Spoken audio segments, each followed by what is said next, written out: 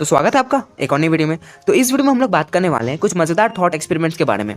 वैसे thought experiments के ऊपर मैं पहले भी एक और वीडियो बना चुका हूँ, आप चाहे तो वो वीडियो भी चेक कर सकते हैं, लिंक आपको आई बटन और डिस्क्रिप्शन दोनों में मिल जाएगा।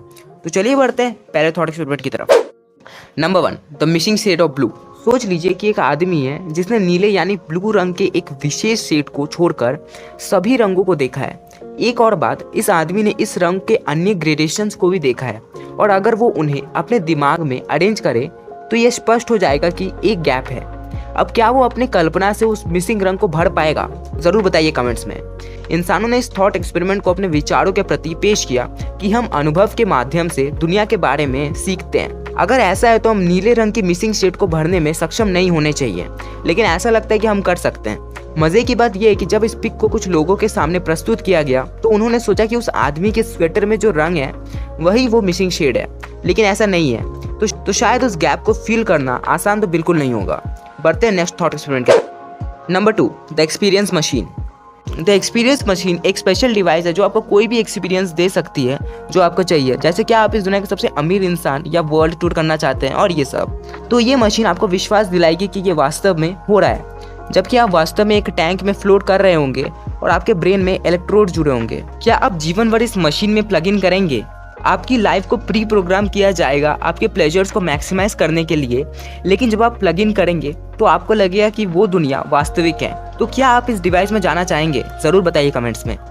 तो खुशी क्या है? फिलोसोफर्स ने इस प्रश्न पर बहस करते हुए पूछा कि क्या खुशी प्लेजर से ज़्यादा है? वैसे मैंने हैप्पीनेस के ऊपर लास्ट वीक एक वीडियो बनाई थी, तो आप चाहते तो उस वीडियो को विजिट कर सकते हैं। वापस आते टॉपिक में। इंट्यूटिवली ऐसा लगता है कि प्लेजर खुशियों के लिए सफिशिएंट है। इस स्थिति को हेडोनिज्म कहते हैं, लेकिन the experience machine thought experiment इस विचार को चुनौती देती है। अगर प्लेजर पर्याप्त होता तो आप अपने आप को मशीन में प्लग इन कर लेते हैं, लेकिन हम में से ज़्यादातर लोग हिचकिचाएंगे क्योंकि हम जीवन से अधिक चाहते हैं। हमारे पास प्रोजेक्ट्स और लाइफ गोल्स हैं, और एक मशीन में प्लग किया जाना, नकली जीवन जीना किसी को नहीं भाएगा।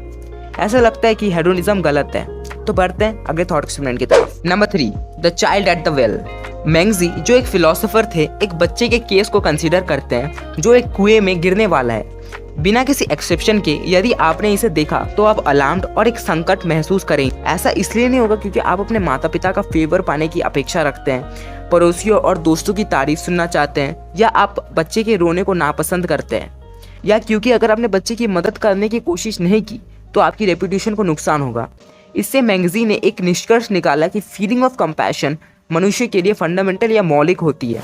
मैगजी 4th सेंचुरी BCE में चाइना में रहते थे, जिन्होंने कोंगजी जो एक चाइनीज फिलोसोफर थे की ट्रेडिशन का पालन किया था।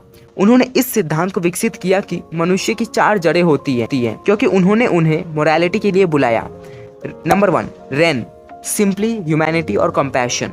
नंबर 2, यी, सिंपली राइटनेस। नंबर 3, ली, सिंपली रिचुअल प्रोप्राइटी। और नंबर 4, जी, सिंपली विजडम। ये रूट्स सभी इंसानों में मौजूद होती है, लेकिन इन्हें फ्लरिश करने के लिए उनको कल्टीवेट करने की आवश्यकता होगी, जैसे पौधों को बढ़ने के लिए पानी की आवश्यकता होती है। ये थॉट एक्सपेरिमेंट इस विचार की पड़ताल करता है कि मनुष्य सहज रूप से दयालु है, अर्थात रेन या ह्यूमैनिटी और कंपैशन को यील्ड करता है। Number 4, the invisible gardener. 2 लोग अपने लॉन्ग नेग्लेक्टेड गार्डन में लौटते हैं। हालांकि बगीचा जंगली दिखता है, फिर भी कई फूल खिलते हैं। उनमें से एक कहता है कि यहाँ काम पर जरूर एक गार्डनर होगा, तो दूसरा कहता है कि मुझे ऐसा नहीं लगता। ये देखने के लिए कि कौन सही है, वो बगीचे को ध्यान से देखते हैं और पड़ोसियों से पूछते हैं जिन्होंने कभी किसी को काम पर नहीं देखा है। वो लोग ये भी रिसर्च करते हैं कि बिना देखभाल के छोड़े हुए गार्डन को क्या होता है। आप देखते हैं कि जो स्केप्टिक है, यानी कि जो सबूतों के बिना किसी भी चीज पर यकीन नहीं करता, कहता है कि कोई माली नहीं है, और बिलीवर बोलता है कि माली अदृश्य है, और यदि हम अधिक ध्यान से देखें तो हमें सबूत मिलेगा कि वो यहाँ आया, अनदेखा और अनसुना। क्या आपको लगता है कि इस विवाद को कभी सुलझाया जा सकता है? जरूर बताइए कमेंट्स में।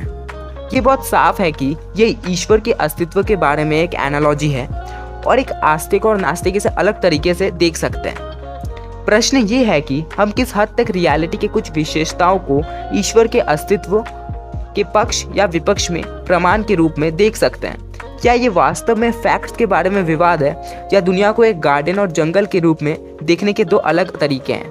तो चलिए बढ़ते हैं लास्ट थॉट एक्सपेरिमेंट की तरफ। आखिरी thought experiment, the floating man.